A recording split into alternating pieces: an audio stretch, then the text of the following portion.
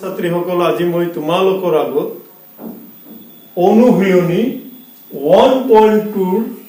অংকখিনি কৰি দিবলৈ ওলাইছো আৰু এইটো হ'ব তোমালোকৰ পাৰ্ট 5 ইতিমধ্যে এই অনুশীলনীৰ আগত তোমালোকৰ আগত √2 ৰ সংখ্যা ৰেখাত অৱস্থান আৰু √3 ৰ সংখ্যা ৰেখাৰ অৱস্থান আলোচনা কৰিছো আশা কৰো সেই দুটা ভিডিও তোমালোকে চাই ভাল পাইছা আৰু সেই দুটা very important for your examination আৰু এই অনুশীলনীত তোমালোকৰ √5 আছে এই তিনিটা যদি কৰা তিনিটাৰ ভিতৰত এটা আহিবই ওকে শিওৰ আহিবই গতিকে তোমালোকে আজিৰ এই ভিডিওটো স্কিপ নকৰি প্ৰথমৰ পৰা শেষলৈকে চাবা এতিয়া আমি অনুশীলনী 1.2 ৰ 1 নম্বৰ অংকটোলৈ আহো 1 নম্বৰ অংকটো কি আছে তলৰ উক্তিবিলাক সত্য নে অসত্য উল্লেখ কৰা তোমালোকে কিতাপ উলিয়াই চাব পাৰা অনুশীলনী 1.2 তোমাৰ উত্তৰৰ যথাৰ্থতা প্ৰতিপন্ন কৰা নাম্বাৰ 1 আছে প্ৰতিটো অপৰিমেয় সংখ্যাই এটা বাস্তৱ সংখ্যা কি কৈছে প্ৰতিটো অপৰিমেয় সংখ্যাই এটা বাস্তৱ সংখ্যা গতিকে এই উক্তিটো সত্য কি হ'ব এটো সত্য কিয় কাৰণ পৰিমেয় আৰু অপৰিমেয় সংখ্যাক আমি একেলগে বাস্তৱ সংখ্যা বুলি কওঁ কি কৈছো যে পৰিমেয় আৰু অপৰিমেয় সংখ্যাক আমি একেলগে বাস্তৱ সংখ্যা বুলি কওঁ কাৰণটো যথাৰ্থ যুক্তিটো কি দিবা কাৰণ পৰিমেয়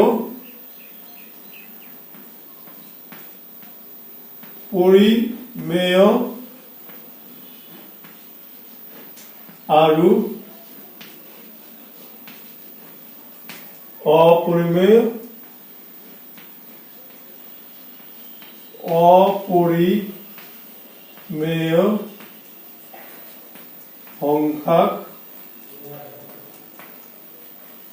সংখ্যাক একেলগে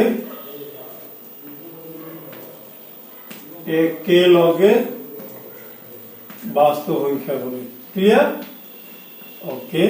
বাস্তৱ সংখ্যা বলে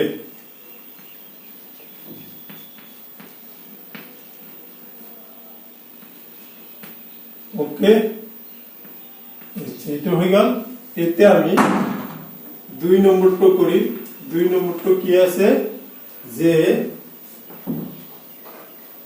2 নম্বৰটো আছে সংখ্যা ৰেখাৰ প্ৰতিটো বিন্দুৱে √m আৰহি যত m এটা স্বাভাৱিক সংখ্যা তোমালোকৰ এইটো কি হ'ব অসত্য হ'ব বা মিছা হ'ব মিছা ওকে কি আছে বা তুমি হেৰি অসত্য দিয়া তোমালোকৰ কিতাপত অসত্য বুলি আছে অসত্য ওকে অসত্য কাৰণ কি সংখ্যা ৰেখা দেখা এইটো হল সংখ্যা ৰেখা এই সংখ্যা ৰেখাৰ এই হপিনে পঢ়িব কি পজিটিভ আৰু বাওপিনে পঢ়িব নেগেটিভ গতিকে এটা 1 2 3 -1 -2 -3 গতিকে সংখ্যা ৰেখাৰ প্ৰতিটো এ আহি গৈছে প্ৰতিটো বিন্দুৱে এ আহি বা প্ৰতিটো সংখ্যাই এ আহি ইয়াতে চোৱা এইটোৰ কাৰণে ৰাইট এইটোৰ কাৰণে ৰাইট এইটোৰ কাৰণে ৰাইট কিন্তু মাইনাস এইটো কাল্পনিক সংখ্যা হ'ব গতিকে ই অসত্য কাৰণ কি কাৰণ তোমালোকে লিখি দিয়া যে ঋণাত্মক সংখ্যা কাৰণটো কি লিখিবা যে ঋণাত্মক সংখ্যা কোনো ঋণাত্মক সংখ্যা স্বাভাৱিক সংখ্যাৰ বৰ্গমূল হ'ব নোৱাৰে কোনো ঋণাত্মক সংখ্যাই কোনো ঋণাত্মক সংখ্যাই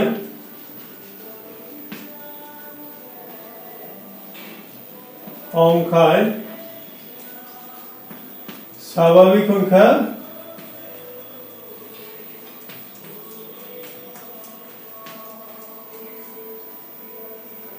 বৰ্গমূল হব নোৱাৰে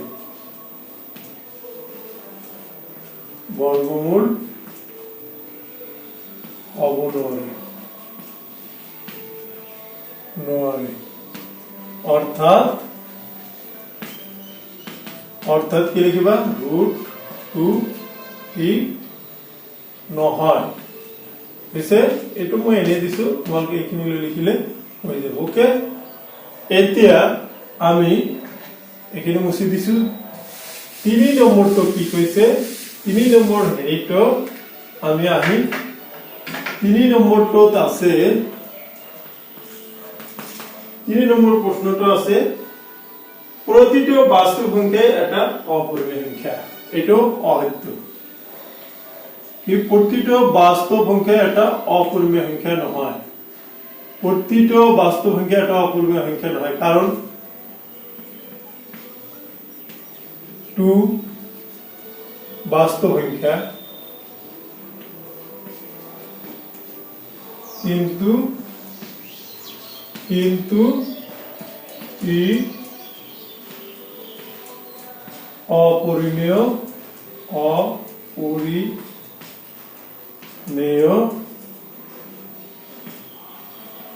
সংখ্যা নহয়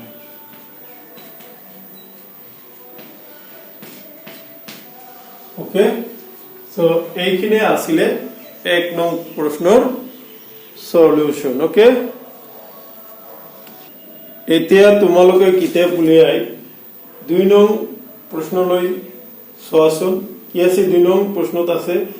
সকল ধনাত্মক অখণ্ড সংখ্যার বর্গমূল অপরিমেয় নে যদি নহয় তেনে হলে এটা সংখ্যার উদাহরণ দিয়া যার বর্গমূল এটা পরিমেয় সংখ্যা very very important and interesting question যে সকল ধনাত্মক অখণ্ড সংখ্যার বর্গমূল অপরিমেয় নহয় কিয় নহয় ধনাত্মক অখণ্ড সংখ্যা কারণ কি √4 ধনাত্মক অখণ্ড সংখ্যা যার বর্গমূল 2 ই কি পরিমেয় সংখ্যা হল ই কি হব পরিমেয় সংখ্যা হব পরিমেয় সংখ্যা ক্লিয়ার হইছে কারণ কি 4 তো হল কি যিবিলাক পূর্ণবর্গ সংখ্যা আছে নহয় সেই পূর্ণবর্গ সংখ্যাখিনি তোমালোকৰ ইহতৰ বৰ্গমূল স্বাভাবিক যিবিলাক পূৰ্ণবৰ্গ সংখ্যা আছে সিহঁতৰ বৰ্গমূল সদায় পৰিমেয় সংখ্যা যেনেকুৱা এটো লিখিব পাৰা 1 = 1 তাৰপিছত √9 = 3 এনেকৈ ডট আমি অংক ধৰণে লিখিব পাৰো তো মৰমৰ ছাত্ৰ ছাত্ৰীসকল এইখিনিয়ে আছিল 1 নং আৰু 2 নং অংক কি সমাধান এতিয়া আমি 3 নং প্ৰশ্নলৈ যাও আৰু 3 নং প্ৰশ্নটো তোমালোকৰ কাৰণে ভেৰি ভেৰি ইম্পৰ্টেন্ট এইটো হল কি √2 সংখ্যা ৰেখা √5 ই সংখ্যা ৰেখা কিদৰে √5 সূচিত কৰিব পাৰি দেখুৱা সংখ্যা ৰেখাত কিদৰে √5 সূচিত কৰিব পাৰি দেখুৱা এতিয়া আমি যেনেকৈ আমি √2 √3 সংখ্যা ৰেখাত বহাইছিলো ঠিক হেনেকে √5 আমি সংখ্যা ৰেখাত বহাম তাৰ কাৰণে অঙ্কন প্ৰণালী লিখিব লাগিব পোন প্ৰথমতে তোমালোকে এডাল সংখ্যা ৰেখা এনেকৈ আঁকি লবা আৰু ইয়াৰে এনেকৈ 1 সেন্টিমিটাৰ এনেকৈ দিবা দিয়াৰ পিছত মাজটো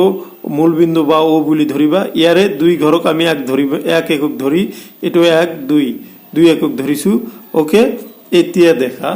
কেনেকৈ আমি আঁকিলো প্ৰথমতে সংখ্যা ৰেখা ইয়াতে মূল বিন্দু ধৰিবা তাৰ পিছত দুই এনেকৈ এক ঘৰ দুই ঘৰ মানে 2 সেন্টিমিটাৰ আমি এক একক ধৰিছো ওকে এনেকৈ ধৰি লবা লৈ এতিয়া সোৱা কেনেকৈ আঁকিবা এডাল সংখ্যা ৰেখা অকা হল সংখ্যা ৰেখা ডালৰ মধ্যবিন্দুত 2 একক দৈৰ্ঘ্যত এ বিন্দু লোৱা হল এই যে সংখ্যা ৰেখা লোৱা হল ইয়াৰ মধ্যবিন্দুত ইয়াৰে মূল বিন্দুৰ পৰা 2 একক ধৰি এ এটা লোৱা হৈছে এ বিন্দুত 1 একক দৈৰ্ঘ্যৰ এবি লম্ব হল এই এ বিন্দুত ইয়াৰ পৰা 1 একক দৈৰ্ঘ্যৰ এটা লম্ব টনা হল বি আৰু ও বা সংযোগ কৰা হল এতিয়া আমি ও এ বি এটা সমকোণী ত্ৰিভুজ পালো গতিকে ও এ বি সমকোণী ত্ৰিভুজৰ পৰা পাইথাগোৰাছৰ সূত্ৰ প্ৰয়োগ কৰি আমি কি পাম চোৱা এতিয়া আমি ইয়াত পাইথাগোৰাছৰ সূত্ৰ প্ৰয়োগ কৰিলে আমাৰ কি হ'ব এইটো হ'ব কি এইটো হ'ব কৰ্ণ এইটো লম্ব আৰু এইটো হ'ব কি সমকোণ ওকে গতিকে কর্ণ square OB square equal to OA square plus AB square কি OB square equal to OA square plus AB square okay okay এতিয়া আমি কি লিখিম OB স্কয়ার এটো লিখিলু তেছো OB ইকুয়াল টু কি হবো OB সমান সমান root over OA square plus AB square গতিকে root over 2 স্কয়ার প্লাস এটো O এর মান 2 plus 1 square equal to 5 4 2 square মানে 4 1 স্কয়ার মানে 1 5 এতিয়া আমি কি করিম O বিন্দু কেন্দ্র করি কি করিম O বিন্দু কেন্দ্র করি OB ইকুয়াল টু 5 ওর সমান ব্যাসার্ধ লৈ এটা বৃত্তচাপ আঁকা হল এই বৃত্তচাপটোৱে সংখ্যা ৰেখাৰ P বিন্দু ছেদ কৰিছে এই P বিন্দুৱেই ৰুট 2ৰ অৱস্থান নিৰ্দেশ কৰে গতিকে P বিন্দুটোৱে হ'ব কি ৰুট 2ৰ অৱস্থান গতিকে আশা কৰো তোমালোকে এইটো বুজি পাইছা আৰু তোমালোকক এইখিনিতে এটা কথা ক'ব খুজিছো এইটো চেপ্টাৰৰ পৰা মই তোমালোকৰ আগত আলোচনা কৰা ৰুট 2 ৰুট 3 আৰু ৰুট 5 এই তিনিটা যদি পঢ়া মই একেবাৰে তোমালোকক কনফাৰ্ম দিব পাৰো তোমালোকৰ অহা বোৰ্ড পৰীক্ষা হাফ ইয়াৰলি এক্সামিনেশন আৰু এনুৱেল এক্সামিনেশনত এই তিনিটাৰ পৰা এটা আহিবই হয়তোবা ৰুট 2 আহিব আকৌ কেতিয়াবা ৰুট 3 আহে কেতিয়াবা ৰুট 5 আহে তোমালোকৰ ৰুট 2 ৰুট 5 ইজি আৰু 3 টো অকনমান প্ৰেক্টিস কৰিবলগীয়া হ'ব থ্যাংক ইউ ফৰ ওয়াচিং